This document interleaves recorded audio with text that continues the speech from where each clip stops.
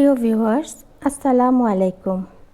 আজকে আপনাদের জন্য গাজরের হালুয়া রেসিপি নিয়ে এসেছি। আপনারা চেষ্টা করবেন যেদিন আপনারা গাজর কিনবেন সেদিনই হালুয়াটা তৈরি করতে। তো আমি প্রথমেই গাজরটিকে কেটে নিচ্ছি।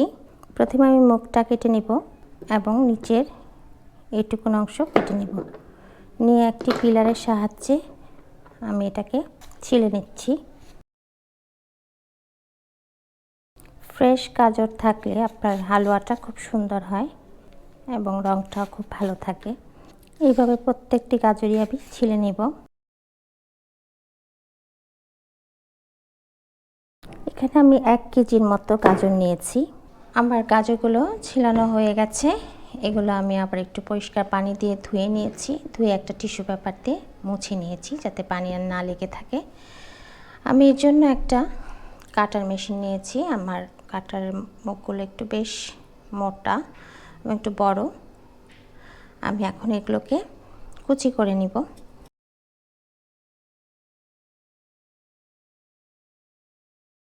ঠিক এই রকমটা ঝুরি হয়েছে। কেউ চাইলে আবার চিকন কোনো ছিদ্র দিয়ে আপনারা গ্রেট করে নিতে পারেন।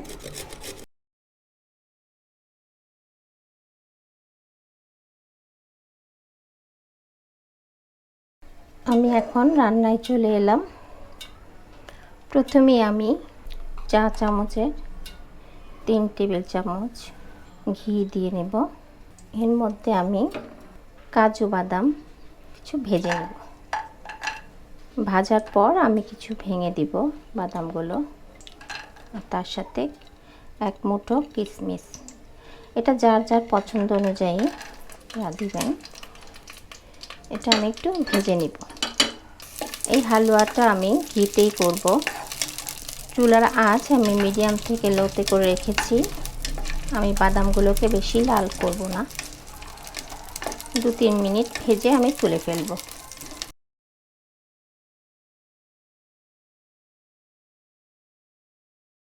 আমার হালকা একটু ভাজা হয়েছে, আমি এটাকে নামিয়ে নিচ্ছি। আরও 2টো বাদাম আমি দিব, এগুলো আমি ভাজবো না, এগুলো আমি কুচি করে ব্যবহার করব।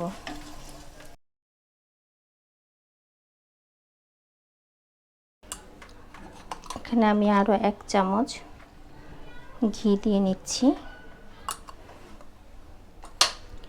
এর মধ্যে আমি 2টি দারচিনি, 2টি লং আর 2টো এলাচ দিয়ে একটু ভেজে নিব। একটু হালকা ভাজা হয়ে এলে আমি এর মধ্যে গ্রেট করা গাজর কুচি দিয়ে কিছুক্ষণ ভেজে নেব।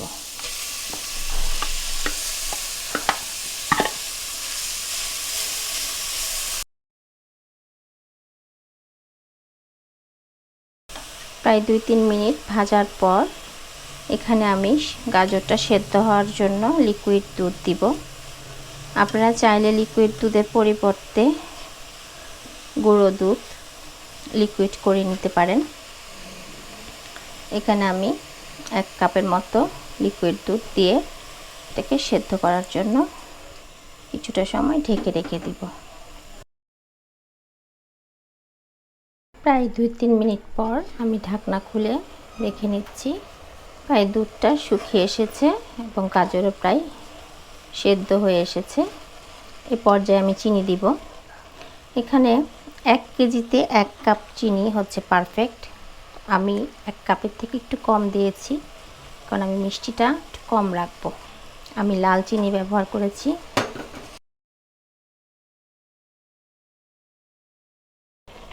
এখানে আমি 1 চিমটি লবণ ব্যবহার করছি। এখন আমি আর ঢেকে দিব না, চিনির রসটা শুকানো পর্যন্ত অপেক্ষা করব।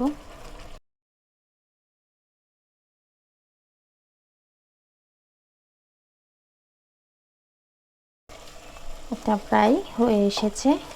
এই পর্যায়ে আমি 1 কাপ গুঁড়ো দুধ দিয়ে দিব। কেউ চাইলে মাওয়া ব্যবহার করতে পারেন।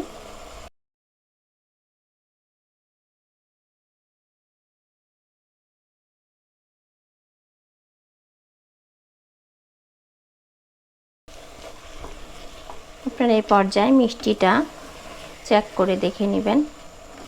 কম বেশি আপনাদের হাতে। আমার মিষ্টিটা পারফেক্ট আছে। গুঁড়ো দুধও আপনাদের ইচ্ছা অনুযায়ী ব্যবহার করে নেবেন। আমি একটু বেশি পরিমাণে দিয়েছি, এটা আমার ভালো লাগে। খুব সুন্দর করে আমার সবটুকুই চিনির রস শুকিয়ে গেছে। এখন আমি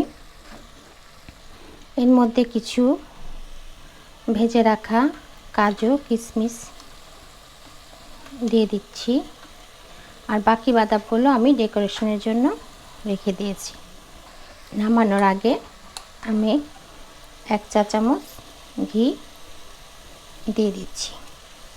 তৈরি হয়ে গেল আমার মজাদার গাজরের হালুয়া। আমি আপনাদেরকে পরিবেশন করে দেখাচ্ছি। আপনারা নিশ্চয়ই একদিন করে দেখবেন, খেতে ভীষণ সুস্বাদু হয়েছে। আগামী দিন আবারও আসবো নতুন কোনো রেসিপি নিয়ে। সেই পর্যন্ত আপনারা সুস্থ থাকেন, ভালো থাকেন, আমার জন্য দোয়া করবেন।